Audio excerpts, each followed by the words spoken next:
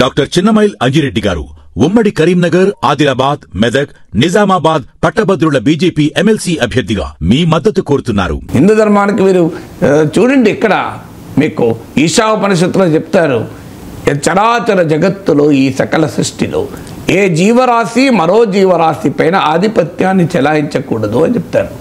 జీవరాశి సుప్రీంకోర్టు జల్లికట్టు జడ్జిమెంట్లో ఈశా ఉపనిషత్తులో చెప్పింది కోట్ చేస్తారు. మీకు పుణ్యపాపాల గురించి వేదవ్యాస చెప్తాడు, పరోపకారాయ పుణ్యాయ పాపాయ పరపీడనే అంటాడు. అంటే ఇతరులకు మేలు చేయడమే పుణ్యము, ఇతరులకు కీడు చేయడమే పాపము. ఇది భారతీయత హిందూ ముస్లిం డివైడ్ చేయదు.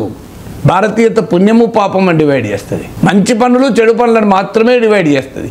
మంచి చెడ్డలు మనుషులందున ఎంచి చూడగ రెండే కులములు, మాల ఎన్నది మంచి అన్నది మాల అయితే ఆ మాలన ఎగుదును అని గురజాడన్న గడ్డ మీద మనం పుట్టాం. అది ఇదయ్యా భారతీయత అంటే. ఒక మహోన్నతమైనటువంటి నాగరికత, సాంస్కృతిక వారసత్వానికి మనం బిడ్డలం. ఇది భారతీయ. నినకమని చెప్పాడు, నేను చెప్పింది కాదు కదా. వసుదైక కుటుంబం అంటే ఏంటి? ఈ వసుదైక కుటుంబంలో ఇదే పంచాయతీయా?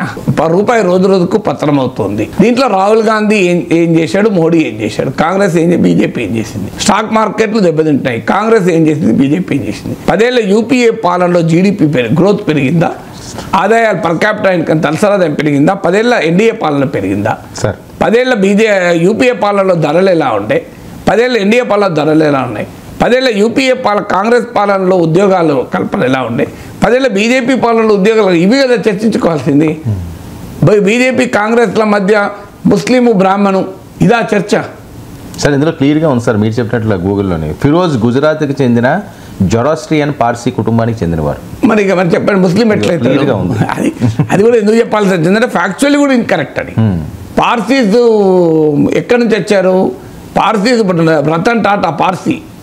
రతన్ టాటా బాగా గౌరవిస్తాం కదా మనము. అవును, రతన్ టాటాకు భారతరత్న ఇవ్వాలని చెప్పి ఇప్పుడు చర్చ నడుస్తుంది కదా.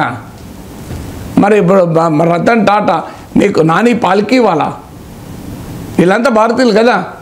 మీకు ఫాలియస్ నారిమాన్ నిన్నమటిదాకా ఈ ప్రభుత్వానికే అడ్వకేట్ తరఫున వాదించాడు కదా.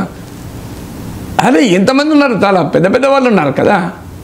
పార్సీస్కో భారతదేశంలో భాగం అయిపోయారు కదా పార్సీస్. వాళ్ళు ఫస్ట్ అడుగు పెట్టింది నాకు తెలిసిన వరకు గుజరాత్ గడ్డ నుంచి ఇతర ప్రాంతాలకు స్ప్రెడ్ అయ్యారు. సో మనము ఎక్కడికి పోతున్నాం మనము? అసలు ఈ చరిత్ర, ఈ కథ, ఈ సంస్కృతి ఎక్కడికి పట్టుకొస్తుంది భారతదేశాన్ని?